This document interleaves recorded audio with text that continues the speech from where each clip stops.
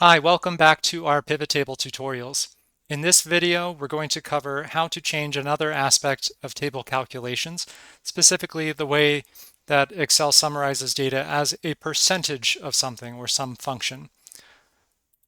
So we have our sample data file here, and we're going to create a new pivot table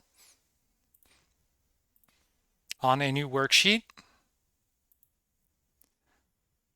And let's say, for example, that we want to look at the percentage of children with each different combination of entry and exit ratings on the 7-point child outcome summary scale for the outcome of knowledge and skills. So for the rows, we're going to add the entry ratings for knowledge and skills. For columns, we're going to use the exit rating for knowledge and skills. And for the values, we're going to use the child ID.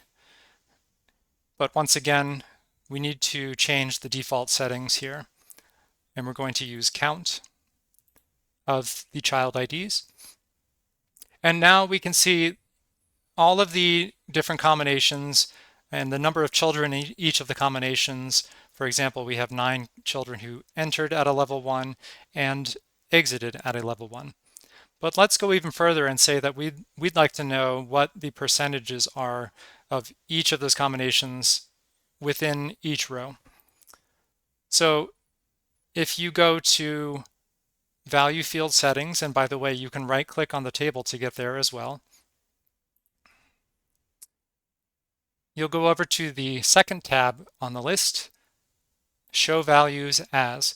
Now, currently and by default in most pivot tables, it's going to default to no calculation. But if you click on the drop-down menu, you'll see a variety of options, including percent of grand total, percent of column, percent of row, parent row, difference from, on and on and on. In this case, typically it can be really helpful to understand the percentage of each row or the percentage of the value in each row.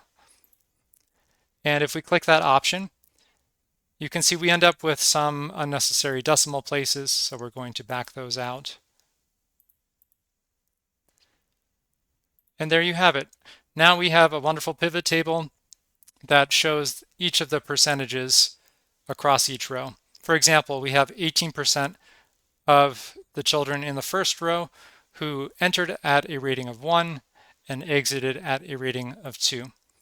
Now, this kind of analysis, the specific analysis, can be really helpful, for example, for doing quality assurance checks on your child outcomes data.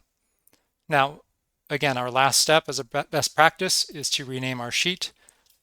In this case, perhaps it's something like entry exit percentage KS.